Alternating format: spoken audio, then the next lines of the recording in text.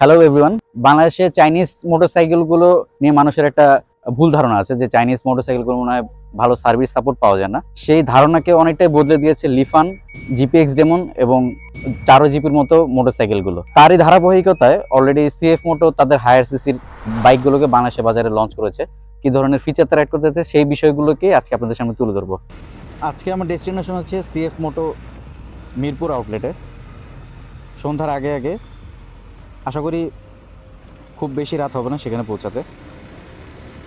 বাংলাদেশে সাধারণত আমরা ইন্ডিয়ান বাইকগুলোর আধিপত্য বেশি দেখে থাকি, যদিও বিগত বছরগুলোতে চাইনিজ বাইকগুলো যে ইন্ডিয়ান বাইকগুলোর মতোই ফিচার এবং সার্ভিসের দিক দিয়ে যথেষ্ট ভালো সেটা প্রমাণ করার জন্য কাজ করে যাচ্ছে।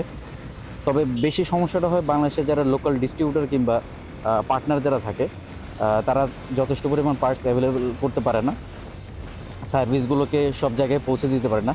সার্ভিস সেন্টারে থাকলেও সেখানে যথেষ্ট দক্ষ কর্মী পাওয়া যায় না, যার কারণে আমরা বিভিন্ন ধরনের তিক্ত অভিজ্ঞতার সম্মুখীন হয়েছি। তো আশা করি সিএফ মোটো যেহেতু নতুন একটি প্রচেষ্টা নিয়ে বাংলাদেশের বাজারে আবার এসেছে, তো আশা করি হয়তোবা আমাদের যে সাধারণ ধারণা চাইনিজ বাইক সম্বন্ধে নেগেটিভ যে ধারণাগুলো রয়েছে সেগুলো পরিবর্তন হয়ে যাবে। বিশ্ববাজারে সিএফ মোটোর অন্যান্য ইন্ডিয়ান অনেক ব্র্যান্ডের সাথে, এমনকি জাপানি কিছু ব্র্যান্ডের সাথে ইউরোপের মার্কেটে বেশ ভালো কম্পিটিশন দিয়ে ব্যবসা করে যাচ্ছে। বাংলাদেশে আমি আশা করি সিএফ মোটো সেই ইউরোপিয়ান স্ট্যান্ডার্ড মেনটেন করা যে বাইক ম্যানুফ্যাকচারিং এবং সার্ভিসিং একই রকমভাবে আমাদেরকে প্রোভাইড করবে। ওয়াও, আমি আসার আগেই দেখা যাচ্ছে আউটলেটটি মানুষে কানায় কানায় পরিপূর্ণ।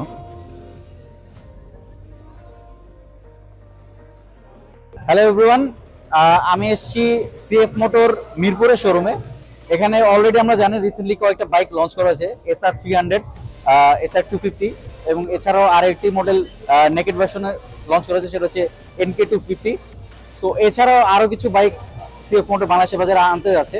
আজকে সবগুলোকেই আমি আপনাদের সামনে তুলে ধরবো, সবাই ভিডিওটি শেষ পর্যন্ত দেখবেন। প্রথমে আমি SR300 নিয়ে বলি। যদিও নেট ঘেটে এটার স্পেক সম্বন্ধে সবাই জেনে নিতে পারবেন, ইউনিক যে বিষয়গুলো আছে সেগুলো আমি আপনাদের সামনে তুলে ধরি। এটি একটি ডুয়েল ওভারহেড ক্যাম্প বিশিষ্ট ইঞ্জিন। সাধারণত অন্যান্য ইঞ্জিনগুলো এসওএসি ইঞ্জিন হয়ে থাকে। এছাড়াও এই বাইকটিতে প্রথমবারের মতো ব্যবহার করা হয়েছে অপোস্ট 4 পিস্টন ক্যালিপার ডিস্ক ব্রেক। SR300-এর যে বিষয়টি সবার আগে নজর করা হয়েছে তা হচ্ছে এই বাইকটির লুক। এই বাইকটি একটি সুপার বাইক যে ফ্রেমগুলো থাকে, ডায়মন্ড ফ্রেম বলা হয়, সেই ফ্রেমের উপরে তৈরি, তাই এর ওভারঅল ডিজাইন স্পোর্টি একটা লুক পাওয়া যায়। এর কার্ব ওয়েট 155 কেজি মাত্র, যদিও এটি একটি 300cc ইঞ্জিন। এই বাইকটি লাইট ওয়েটের কারণে হাইওয়ে এবং সিটি রাইড হ্যান্ডেলিংয়ে কোনো ধরনের ব্রেক পেতে হবে না।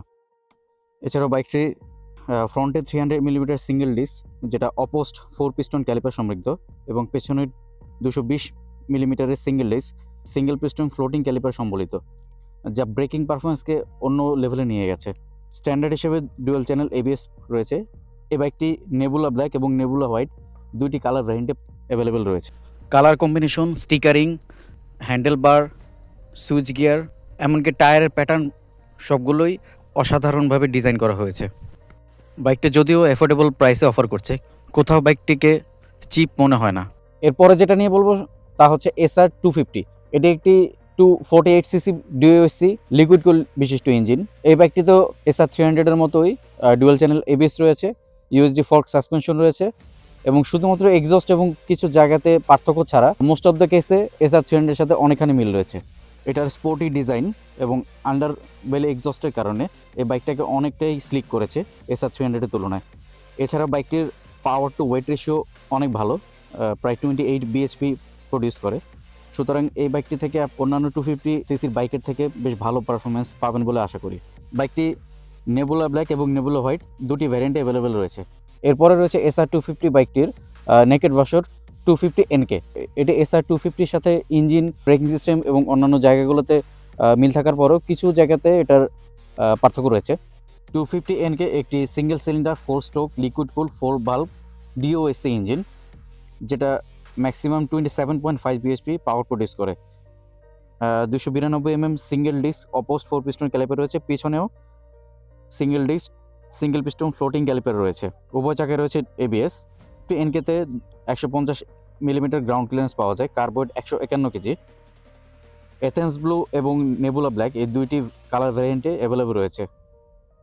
অ্যাভেলেবল বাইকগুলো সম্বন্ধে তো অনেক কিছু বলা হলো, এছাড়াও এই আউটলেটে কিছু আপকামিং বাইক এবং স্কুটার দেখা যাচ্ছে, যেগুলোর নাম হচ্ছে ডুয়েল 200, যেটি একটি ডুয়েল পারপাস বাইক, সিএলসি 250 যেটি একটি ক্রুজার বাইক, এসসি 150 একটি আপকামিং স্কুটার।